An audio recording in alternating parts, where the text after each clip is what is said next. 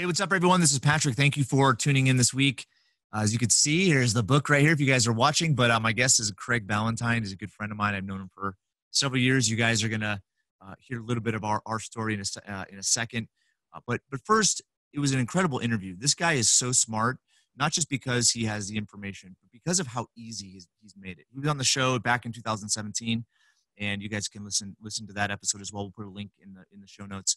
But Craig has really figured it out and figured out an easy way to implement. I think that there's so much to implementation, and there are these little like stupid things that get in the way. And I know that if you guys just listen to some of the details of the interview, you're going to get a lot out of it. But make sure you get the book. And he also has some online stuff too that I think you guys will benefit from, because now's the time. Now's the time as we're going into 2020 where we can take the ideas that have come from the podcast season. We take the ideas and lessons from 2019 and have a banner year in 2020. So let me also follow up on an invitation I gave last podcast, which is to come to the Unleash the Power Within event which is a Tony Robbins event that's going to be in San Jose this coming March from the 12th to the 15th. And there's a pretty steep discount that I was able to get, and I'm putting the link on the show notes. So it's thewellstandard.com. We may even put it on the main page of the website. Make sure you check that out. And if you guys have the means to go, I would love to have you there. I don't gain anything from doing this. It is essentially a discount that I get by being part of a platinum group. And I want you guys to experience this. I think it can lead to just an amazing rest of 2020, because it is in March, kind of toward the end of the first quarter. But I know it's going to it can make a difference for you, just the experience overall. So hope you guys can join me. So again, go to thewellstandard.com to get that link, as well as all of the information from my episode with Craig Ballantyne. Okay, so I'm not going to delay any further. Let's have our interview with Craig Ballantyne. Enjoy. Hey everyone, this is Patrick. Thanks for joining me on this week's episode. Man, we are right at the end of this intense season on entrepreneurship, and hope you guys are excited, especially going into the new year. Now, essentially having some sort of a reset, or, especially 2020, some iconic year. And, I have no one better to be on the show right now than this guy, Craig Ballantyne. So let me introduce him first, and then we'll talk a little bit about how we know each other. So first off, Craig is the author of The Perfect Day Formula. Boom. There's that one. He is also the author of the Wall Street Journal best-selling book, Unstoppable. There's that one. Put that right here. Awesome. And then his newest book, right, which is The Perfect Week Formula. Put that one right there. And he also does workshops. He's a coach for entrepreneurs and business people. And he is also the founder of a multiple seven-figure fitness empire and more. Early to rise. I mean, the list goes on. But there is only there's a short attention span these days when it comes to podcasts. We have to be very concise. But Craig, it's amazing to have you on, man. I wanted to have you here because I've talked a lot about information and ideas, and had guests on that have really talked about the power of having your own business, being an entrepreneur, and what that can do to your life. At the same time, it's all been information. And I wanted to talk about the implementation, the integration, the execution of information. Yeah, 100%. And I wanted to have you on because you probably don't know this as well. Our meeting was like super serendipitous, right? It's like it happened at a point in my life. Literally, I went to your workshop like right after Christmas, right, in Denver, snowing. Yep. And the day that I left that workshop, I went to the Denver hospital because my brother lives in Denver, and my niece was diagnosed with cancer. My niece is the same age as my oldest daughter, and thankfully she's a survivor, totally in remission. But that year, like, I could use expletives, right, to explain that year for me, both from a business perspective, a personal perspective. And then I look at what's transpired since then, and I put so much credit to what I learned from you, both in that workshop as well as the Perfect Life Retreat down in San Diego. And so thank you sincerely, Craig. You made a huge difference And I appreciate all you do. And I know you've just continued to preach your message. So I'm excited to have you on right now so that you can impart your not just information wisdom, but your experience wisdom with the audience. So welcome. Yeah, it's going to be a lot of fun. And, just one quick point on that is, you take a look at almost everybody in life, and there is an inflection point, you call a hero's journey, where if you don't go through the down, if Luke's parents don't get killed, if the hobbits don't get kicked out of their little hobbit world and have to go on the journey, there's no journey, right? And there's no greatness that comes out of that. And so you went through yours, and I went through my anxiety attacks, and Tony Robbins went through being broke, and Brennan Burchard went through his injury, and my friend Bedros went through traumas, and everybody does. And then it's like, you got to come out the other side and you come out stronger. And so if anybody's going through something right now, whether it's, marital problems, or whether it's financial problems, or whether it's just like, man, I'm just, not at my best self. Hey, you fight through it, and in a few months or in a year from now, you're going to be in a great spot. And this is where, because you're right. It's like the duality of life, right, is, there's a saying that I came across this year, which talks about, the depth of sadness or the depth of experience from a negative standpoint, or gives you a heightness, right? The ability to experience that on an even deeper level on the other side of the spectrum. Yeah. It's funny. I don't know if you can see my t-shirt, Patrick. Can you see, it says an 11 out of 10? Yeah. I can't see I can see the 10 now. Okay. Show your abs. Yeah. Right. No, that's not what I'm trying to do. Anyways, I made this t-shirt yesterday. It's a fraction for those of people who are not watching. It says 11 over 10. And the reason why I made it is because, when you went through the program with me, one of the things is we do these weekly accountability updates. And I always ask my coaching clients, on a scale of 1 to 10, what was last week? And I found that there are 3 types of people. There's this one type of people who, let's start with the negative person first. I call them panic button hitters. Like, let's say a person in their company left, or they got a refund request or something, and they're like, it was a 1 out of 10. And I'm like, well, if that week was a 1 out of 10, what are you going to rate a week when something bad actually happens? Like a family, right? Yeah. And then there's the normal people who rate it like between a 7 and a 9 every week. And then I have this group of people who it's a 16 out of 10. And when theirs is a 12 out of 10 or an 11 out of 10, I know they've had a bad week. And after doing this for so long, because I'm naturally the kind of guy who would rate everything a 7 out of 10. Like, yeah, I made $1 million this week. It was a 7 out of 10. Yeah, I got hit by a truck this week. It was a 7 out of 10. Like, I'd always just be in that melancholy state. And then I decided, I'm going to make my new baseline an 11 out of 10. I'm going to have that new mentality that, every day above ground, you're grateful for. And so when we got on this, call before the call here, you said, man, things are amazing. I'm like, that's an amazing answer. I got to say amazing more often. I got to be that 11 out of 10. So it's just a mindset for everybody listening, the duality of life. Even if it's a bad day, hey, you know what? I'm still grateful for the chance to have a bad day. And so it's always an 11 out of 10. That's the new baseline. It's like nature doesn't work on a straight line. Nature is everything, right? You have storms and you have different weather patterns, and it's amazing. And we know that, internally, but then when we're actually in the experience, because most people, I would say, don't necessarily kind of anticipate how they're going to react to certain circumstances, it becomes difficult in the moment. Right. Right. And it's really easy for you and I, when it's somebody else going through it, to say, hey, listen, you're going to get through this, right? You're going to get through this. You're going to be okay. And it doesn't matter if it's a family illness or if it's, a financial loss or whatever it is. We always just say, hey, listen, we know you're strong. You're going to get through this. But when it's us, right?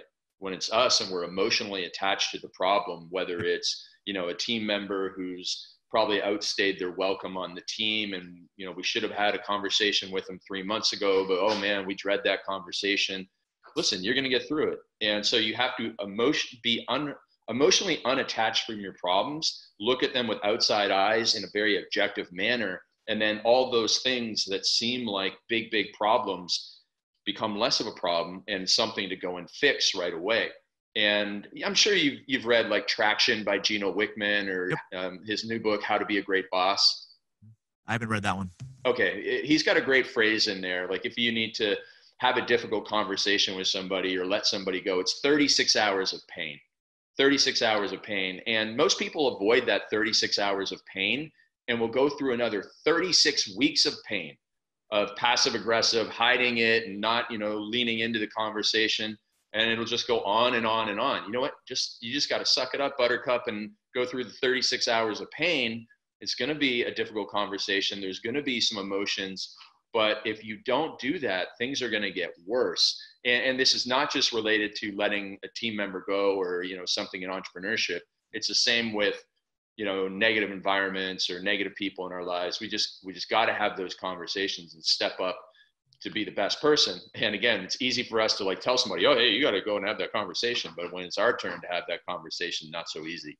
No, yeah, the emotional attachment's huge. And that's where I think, this notion of correction and then, revamp. So there's a concept in economics called the S curve, where you have kind of the compounding and growth, but then you have kind of a plateau and then even a decline, right? Yeah. And during that, it's, you've grown. At the same time, you're still trying to use the same principles and the same processes as you've used before, right? And they're not working, right? So it's this, kind of recharacterization of like what the purpose is, and so that you can have, another growth curve. But the same happens in life, right? Well, Where same it's like you happens in see the what's gym happening, too. but then you experience it emotionally, deal with it, right? And you have to obviously learn to get over that, and then you just start to rebound again.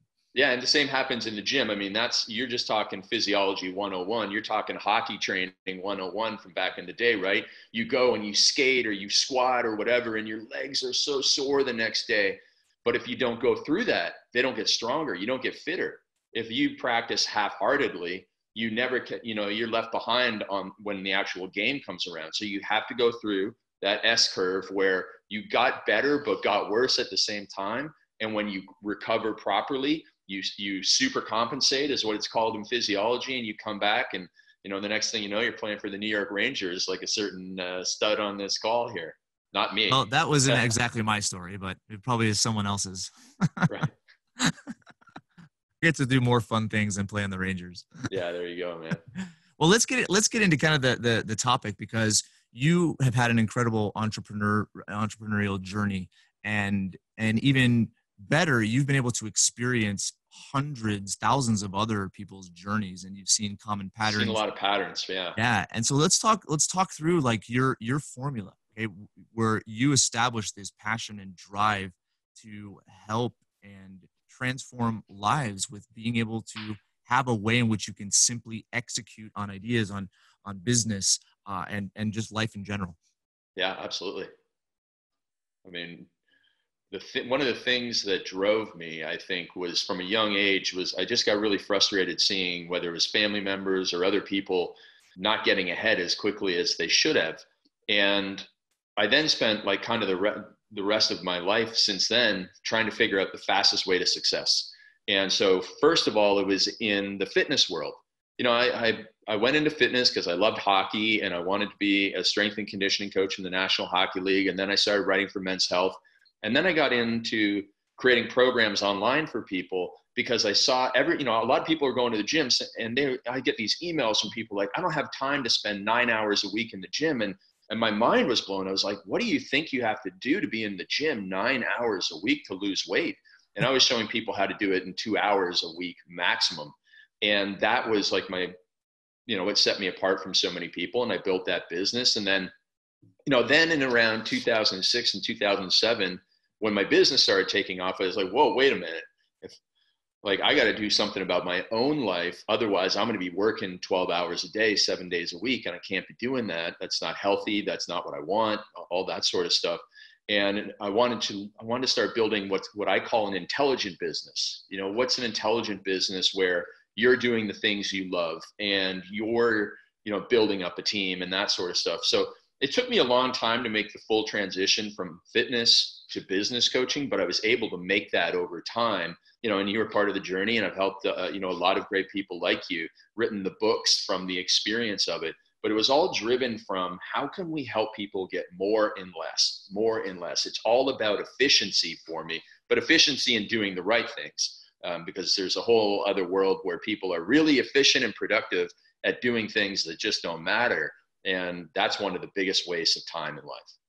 Well, talk about that, because it's also interesting. Like, you have these natural laws of how things work, and I think there's a law of opposites sometimes. Yeah. My So one thing, son, go for go it. ahead. Yeah, I was gonna say, like, my son.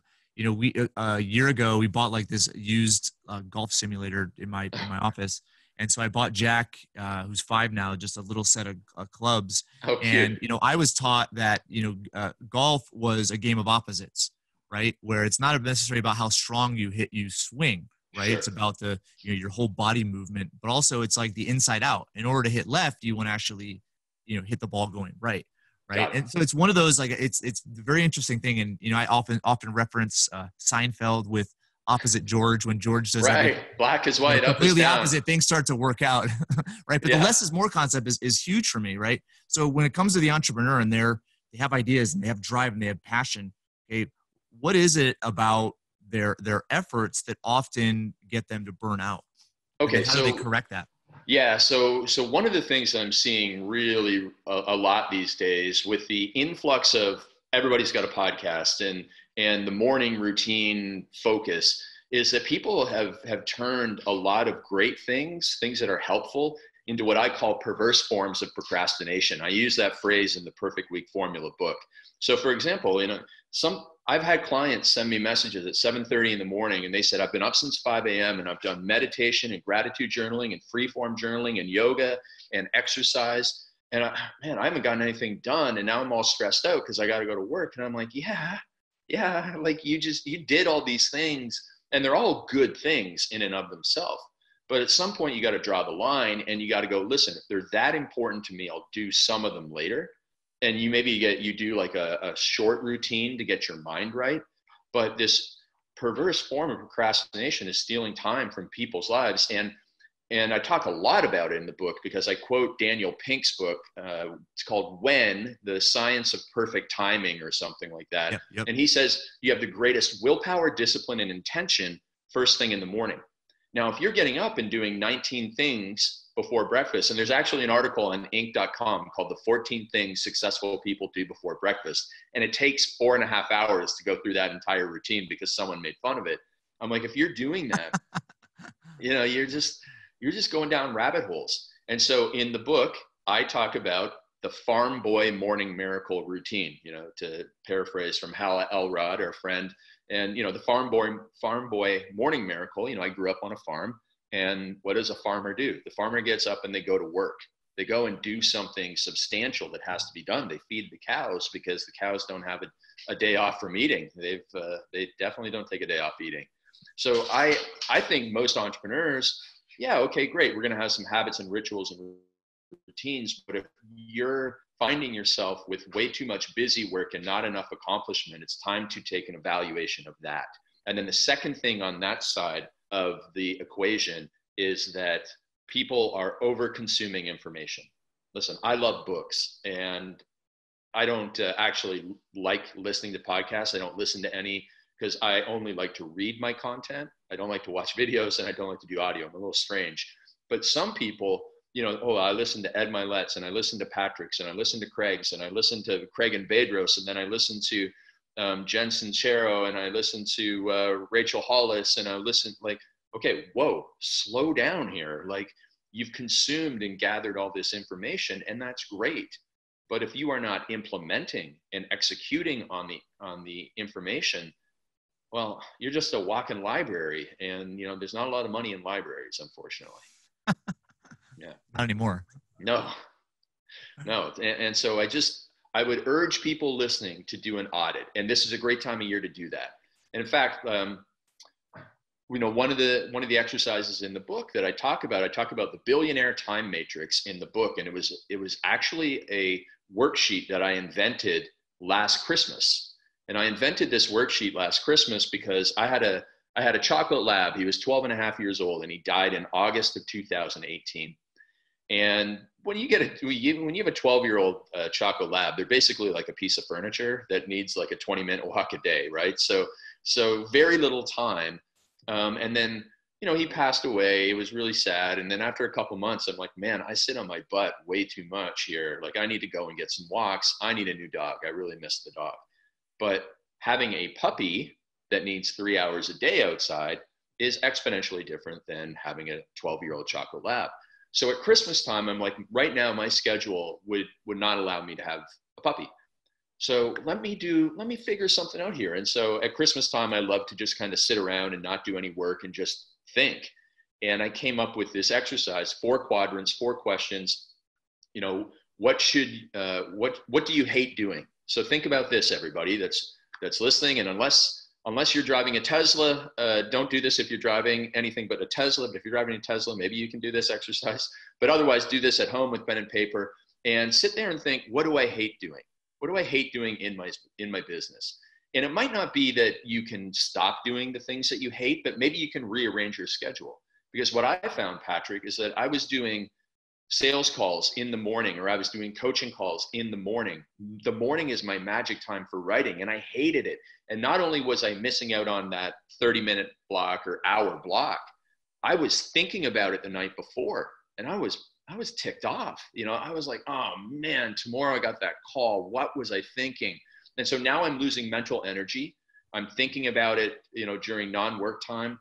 And so it's, instead of it just being an hour-long call, it's actually 2 or 3 hours of mental bandwidth because I'm doing something I hate at the wrong time.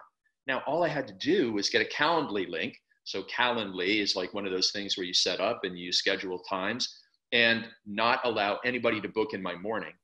And I fixed that problem. And it opened up my mornings to accelerate all my other greatness. Oh my goodness. And now I have more time for the dog. And that's just one question. Now, the second question that I have people ask is, what should you stop doing? What should you stop doing? What should your team stop doing? If everybody stopped doing this, and we all have stuff in our businesses where if nobody did it, the business wouldn't suffer. And in fact, the business would get better. And it goes in our personal lives as well, like with gossiping or watching, 5 Netflix shows a night instead of just 1 or 2. What should you stop doing? And if you stop doing it, life gets better. And nobody takes it up. It's not delegated to anybody. It's not replaced with anything else. It just stop doing it.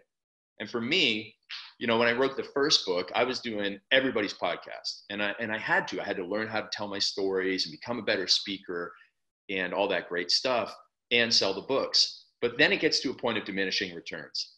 Some young kid in England who has 10 listeners and hey, I was once like that young kid. I want to do that kid's show just to, be a great guest for him.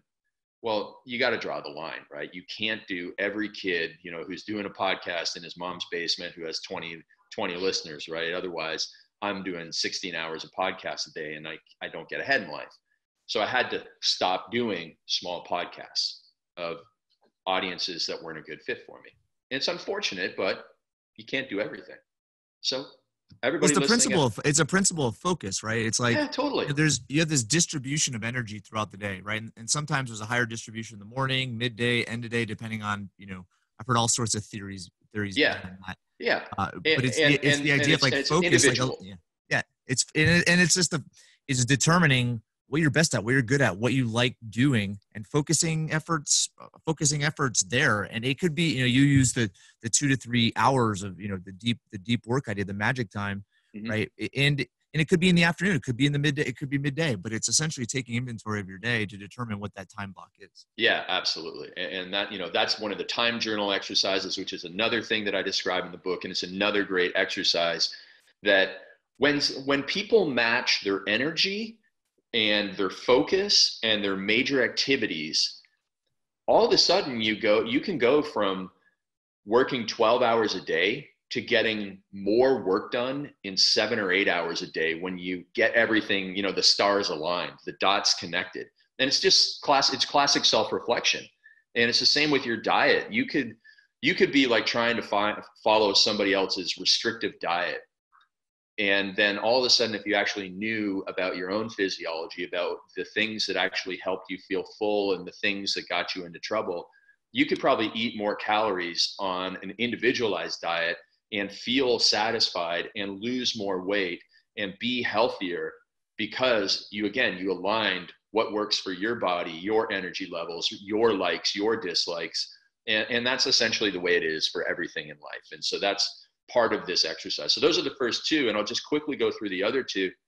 In the bottom left quadrant of the 4 questions is, what should you stop doing? So what is not your job? That's the question. What is not your job? So in this case, we don't just stop it and not delegate it. This is a case where we identify something that you're doing that you've either hired somebody else to do, or that it's just simply not your job and you have to go get somebody else to do it. So there's 2 ways of looking at this. For me, I was doing some sales calls because I was like, well, that was a referral, or, this is a major important client. I don't want to lose them.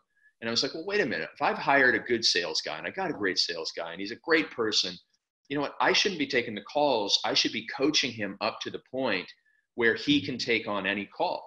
So I put my effort somewhere else. And then he took way more sales calls, and it's been a win-win. And then I was doing some other stuff where I've hired these people on my team, and I came from a blue collar background where when my mom finds out that I don't do half this stuff and all these other people do these things, she's like, you can't do this. You're better than that sort of stuff. And not that she gives me a hard time, but she doesn't understand it, right? And so then the other thing is on the personal side. And if there's female entrepreneurs listening, I really want you to pay attention to this one, because for guys, it's easy. Like, yeah, I'm not cooking at home. I'm not, doing this. So, we'll totally be fine to get a person to come in and do the laundry. Like, yeah, I'm not doing that. I got a business to run. But for most women, there's a societal things there. And I have a lot of female entrepreneurs who struggle, like, oh my gosh, if my mother-in-law found out that I didn't, make all the sandwiches and do all the laundry and make all the dinners while I'm still trying to run my business, there'd be a lot of stress. But here's the thing. I say to them, listen, you weren't put here to clean the house every week and to make every meal and to cook every dinner. It's okay. I give you permission to let that stuff go, because you weren't put here to run a business. Like, imagine Oprah, like, oh my goodness, I can't do a show today because I gotta go and do the laundry, or everyone's going to think I'm a bad person because I don't do my own laundry. Well, of course, that's not how she thinks, right? And so she only does what she can do. And she finds somebody else to not only do the personal stuff, but to come in and make sure that the catering for the guests is great, and the audience is, has great gifts to give away and all that sort of stuff.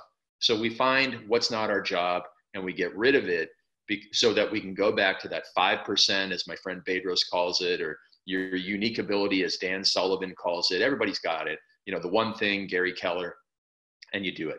And then finally, the last one is, what are your distractions? And we all have them. I have social media as my number one distraction. And so I got to set up boundaries to stop myself from wasting time on it. Maybe some people watch too many television shows, or maybe it's time for you to give up watching too many pro sports. I think that, once you get past like the age of 27, you kind of got to let that go, because you're older than most of the players. And that's when I kind of let it go, because I thought, this is ridiculous. I'm getting emotionally involved in a game that I'm not even playing in. So those types of things, good exercises of mental thought, because now you've opened up all this space to do what really matters. And that's where you move mountains in your life. Yeah, there's something I thought about this year quite a bit, which is the idea of uncertainty. And there's the saying that, the quality of your life is in direct proportion to the amount of uncertainty that you can comfortably live with, right? And it's establishing essentially some certainty associated with your life, a foundation, right? Whether it's boundaries, rules that you establish yourself. These aren't rules imposed on you. These are establishing rules, establishing processes, establishing ways of doing things. And it's the idea of constantly growing the area of your life that you're best at and should be focused on, which is not going to be the same today as it will be in 3 years or a year, right? But it's that constant refinement of what you're doing, because in those zones is where you essentially establish the most fulfillment, because it's the stuff that you love doing. It's that degree of uncertainty that you're able to start focusing on and pushing the limit and pushing the limit and pushing the limit, because you have the certainty associated with your foundation in check. Yeah, absolutely. So there's an analogy there that I think is really important for people to understand, and then it should really make some light bulbs go off. And so if you think back to 2007, I think that's when the first iPhone came out. Now, imagine how different the iPhone operating system is now. They've gone through 11 iterations or even more, right, of iPhones. And that's the same with everybody listening. When you started your business, you were an iPhone 1. I don't even think they gave it a number. You were just the original iPhone. And then you developed more high income skills. You developed world-class capabilities as a leader. And every year your operating system changes and improves, and you have new parameters that you operate by.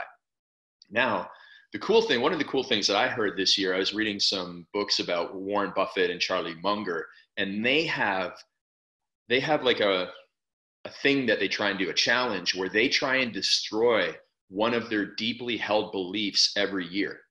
So maybe it's about investing in a certain, area like airlines or something, or it's about management strategies or something. They're always testing their beliefs to either, increase the strength in their belief, or to realize, like, what, that may have been true before and it served us, but it doesn't serve us now because something has changed. Or, what, we got lucky because it wasn't actually that true and we need to move on. So that's how you build your operating system up. And that's how you build your world-class expertise in a certain thing and it's only through getting rid, cutting the fluff so that you can focus on that thing that really matters. And that's where you start to shine. And this is where we're getting into really the execution of things, but with what you've written about, the workshops that you put on, I mean, you essentially are helping clients, people, establish the purpose behind it, right? The foundational elements, right, that will lead to what they're going to execute. So maybe with the limited time that we have, maybe talk about just some of the content of your book that helps in that regard, but then also some of the workshops and live events and things that you put on around the world that help people to essentially establish, like, okay, what is that belief, right, that I have that needs to be squashed, right? It might have worked before my business. It's not working as well right now. How do you establish that and then start to confirm some new beliefs? Yeah, well, that's a great question. And so one of the things we always want to ask people is, what's not working? What is not working in the business? What's not working in your life? And then you just have to do classic deeper diving. Well, this is not, our sales team is not working. Okay, well, why is the sales team not working? What's the bottleneck? Is it the offer that you have? Is it the group of people that you have? Do you have the right people on the right bus in the right seats? Do you have the right systems for your sales? Do you have the right follow-up? Do you have the right leadership in place? There's a whole bunch of things. And so you have to just do a lot of Socratic questioning. And then, like maybe you get to, well, we have really great sales systems and processes, and we're always doing training, and we have good follow-up, and, our offer is, it's just as good as last year. And then, what, I see the problem now is the culture within the sales staff. We had this guy and he's been here for 5 years, and there's a lot of new people on. Our manager of the team is newer. And so, but he's been with me since day one, and you're like, oh, okay. All right. And then you start to dive deeper and you go, okay, well, what would happen if he quit tomorrow? Oh man, well, it'd actually probably be better. Or actually, because I got these two questions from Vern Harnish the other day in his newsletter. When you think about somebody who's not great, the question number one is, what would happen if they quit tomorrow? How would you feel? And then what would happen if you had 10 people like this on your team? And you go, oh, whoa, yeah. So, I'm just saying, like, that might be an issue. Or maybe it's the leadership. We brought in a manager and, they started a new style of leadership. But eventually, by asking the questions and always looking at what's the bottleneck, we're flowing energy, we're flowing leads, we're flowing, focus, and then it gets bottled up. And what is it that's bottling us up there? And then we can break free. And as soon as you break free and you can leverage that, all of a sudden your business can grow. And it's very, very interesting how quickly things can take off for people when they are able to get rid of those bottlenecks. And so is there a couple of questions that that we ask everybody? No, it's around that theme. And then we have to get specific on it. But we can do that for sales. We can do that for marketing. We can do that for leadership. We can do that for personal life. We can do that for our health. We can do that for our personal development. We can do that for everything. And then as long as you have that growth mindset and not a fixed mindset around everything in your life, then you will constantly evolve. You'll constantly upgrade that operating system. And man, the sky is the limit. It's been amazing. You know, our growth in our company has been good, but I have some friends who have just skyrocketed, you know, total moonshots in their business. And you're like, wow. And actually, you know, like one of my bottlenecks, Patrick, to be brutally honest and vulnerable, is that I don't receive information very well. Advice, you know, I have a big ego and I need to learn to take my ego and put it aside, because I was talking to a woman, this woman named Shanda Sumter, very successful female entrepreneur and business coach. And she's had rapid growth because we kind of started off around the same spot. And she said, she used the word receiver. She's become a better receiver. And for a lot of us, when feedback is given, we're really good at resistors. You know, it's like, oh, that won't work because I've tried that before. No. And where does that get us? And I was like that for a long time. So I want to be a receiver of information, and I want to resist saying, oh, no, because I want to be right. I want to be I want to be the smart guy all the time. But being right versus being a receiver are two totally different things.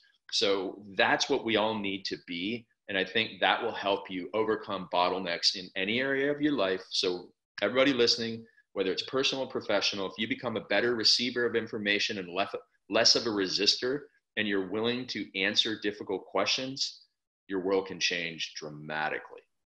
Do you see that ability to receive feedback, receive just constructive advice about you as one of the common reasons why some of your friends and businesses are thriving? Or is there something else that you would add to that?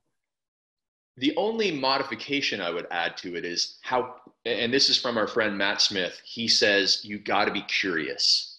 And so the receiver is a naturally curious person. They would go, oh, that's interesting that you would give me that advice. Why would you say that? Whereas the resistor, you know, they're protecting their ego, and they might actually be curious. They might read lots of books and that sort of stuff. But if they're a resistor to the information, they're not curious and getting better themselves. So I also see, you know, the more that person is studying leadership, and the more that a person is reading biographies, and the more that a person is, you know, checking out their competitors and, you know, reverse engineering funnels or whatever it is, like it's important to do that, because the more knowledge you have, the more dots you connect. So be a receiver and be a curious person in life. And that's actually something, a great characteristic to encourage in your children, because, you know, become curious about other cultures and be curious about that. You know, it's a great thing to be. I think you're just going to be overall a better person.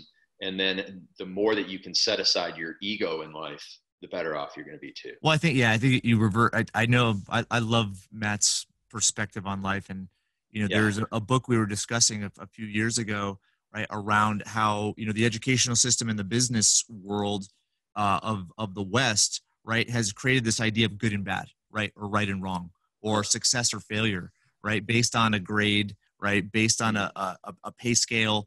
And I look at, you know, the curiosity side of things, right? I think we obviously see ourselves in a certain way. Other people see us, right? But I've connected the same thing. That's why I'm bringing up this point.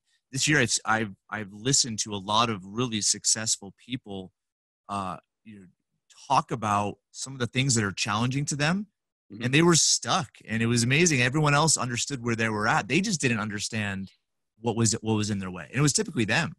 Right. And it's that emotional attachment, which we talked about way back at the start, right? For sure. No, it is. Yeah. It's like we have and again, it's seeded, right? Just as much as, you know, deep work can condition new behaviors, right? We have conditioned behaviors right now, right? From our childhood, right? From our upbringing, right? From our harder experiences. And it's difficult sometimes to revisit those, but they're already there. And it's really the unwinding or the unknotting, right, untying the knot associated with, you know, where those are, first starts with, I would say, a self-love, a self-belief, and a realization that like even the most successful people have jacked up beliefs. I mean, Warren Buffett and Charlie Munger, they're doing it, right? The most successful people are doing that because they realize that there are things that they're not doing perfectly. There are things that may have worked before and are not working anymore. Yeah. And the first thing is to let down your guard and not necessarily be, driven, or I would say not even driven, defined by other people. Instead, define yourself. Yeah, totally. Yeah. The more open and willing you are to that, it's great. And if you think about it in terms of your kids, right? Like your kids are naturally curious, and then the curiosity is kind of drummed out of them because when you go into high school and you go into college, it's right or wrong. Well, wait a minute. Is it? Yeah. And so it's not really the best place. The education system does kind of fail the entrepreneur in that way. Well, maybe as we kind of conclude our thoughts, and then I want to give you some time just to talk about some of the stuff you have online, things you're doing on social media, events that you have coming up. But we're approaching this. This is going live toward the end of 2019. We're approaching this like iconic year, right? 2020. Yeah. And 2020, interesting. The vision 2020, and just another decade. And movies were, they had these the 2020 date in them, and the future. So it's weird to say, right? It totally is. Like I'm in the year 2020. But right now it's like 2019, end of the year. Like what have you discovered in successful entrepreneurs, those that you've worked with, you yourself, that what are they doing in December 2019? What are some of those kind of consistent things that you see or habits that people have to prepare for 2000, whatever year, but now 2020 being that iconic year, like what are they preparing for? Well, that's the word. The word that's the magic $1 billion word is prepare. And so Patrick, like the most common trait among the most successful people, and the more that I work with people, the more I am blown away by how prepared the most successful people are. So if you're preparing for a negotiation, the billionaire has always done more preparation than the millionaire, and so on and so forth. And so whether it's a entrepreneur that's leading a specific industry, they do more preparation the night before than their competition. And then for the people in December, man, like most high performers have already done the preparation for 2020 in late November. Like we have our annual event that prepares for 2020 in early November. So we get all of our clients prepared for the next year well in advance. Because if you're waiting until January 1st, it's like waiting to do your to-do list in the morning when you have the greatest willpower, discipline, intention, and you're wasting that time on figuring out what you're going to do in the day. So it's the same with like everybody listening. Like if you are a little bit behind, get on it now, because you have to be prepared to hit the ground running as quickly as possible. And not just, kind of, sort of, we have a plan for it. No, deeply prepared, step by step, to get a fast response, to get a quick victory, to get momentum and motivation. And when you have that in place, the results come faster. And when you and your team see results, you start to work harder. Just like going to the gym. If you don't see results, you get kind of down and you get out of there. But if you see results, then you're like, I'm going back tomorrow and I'm going to stay consistent with this. And those are the people that stay with it. Well, so I had a business coach, and she was at Amazon and T-Mobile and these big companies. And I remember her once, she was talking to me about annual planning. Yeah. And she said at Amazon, this was like 2008, 2009. This is a long time ago, right? A decade ago. Yeah. When she did her annual plans and presented it, right? And this is what we're going to be doing this year. Yeah, it was like November and October. But she would start on the next year's one the day after she presented on that one. Again, I'm so glad you're saying this, because that's the thing is, I would say those that are successful do have this, idea of anticipation, right? Preparation. And they realize that not everything is going to go 100%, to plan, right? But it's that constant, refinement as you're executing. Preparation is done well in advance. And I think that's just one of those characteristics that I really value. I wish I could say that's the same for me all the time.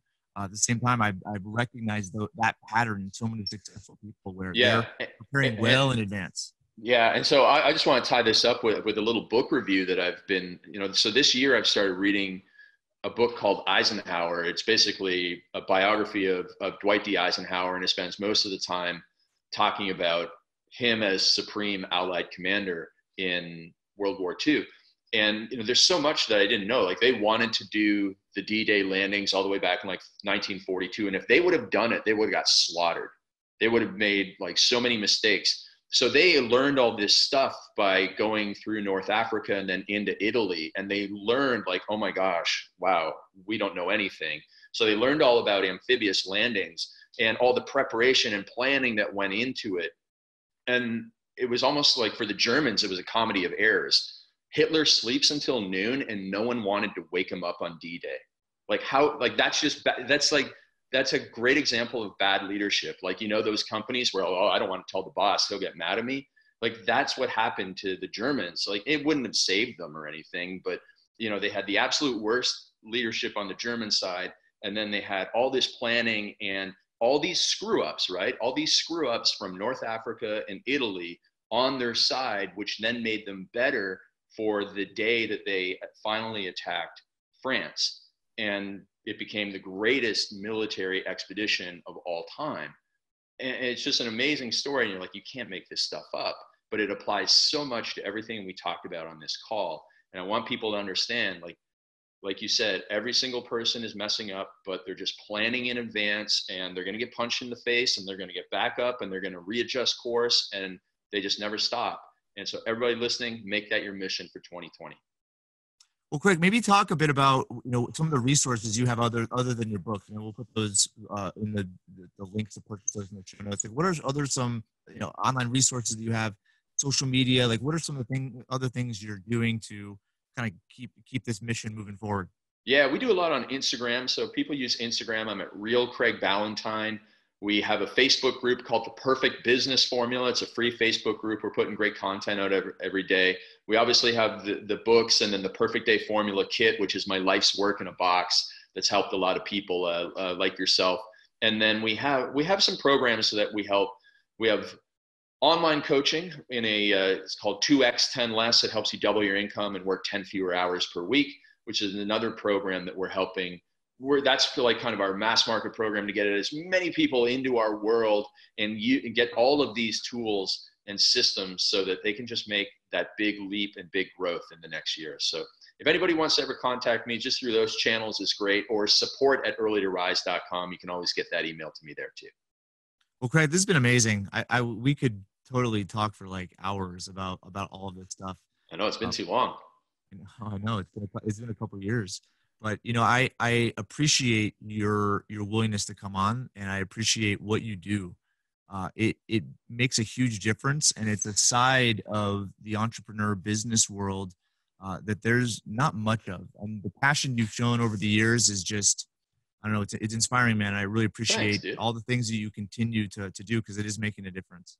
Yeah, and it's interesting because it's like you do financial stuff. So obviously it's like you make smart decisions with your money. And by talking about all this stuff, I have to push myself to live a better life every day and make the right decisions and, walk the talk and talk the book and all that sort of stuff. So it keeps me on the straight and narrow too. So it helps me as much as it helps everybody. And so everybody listening, I'm really looking forward to hearing from you and giving you some tip and just that leverage point that can really make a huge difference to overcome those bottlenecks for you. And we'll put all of these links that Craig has just mentioned, plus all the links to purchase the book, will be in the show notes. So make sure you head over to thewealthstandard.com to get those. Craig, it's been a pleasure. I wish you a great holiday season. Yeah, thank you, my man. You too, and best wishes to all the family. And we'll talk again very soon. I can't wait to hear about 2024 for you. Thanks, Craig.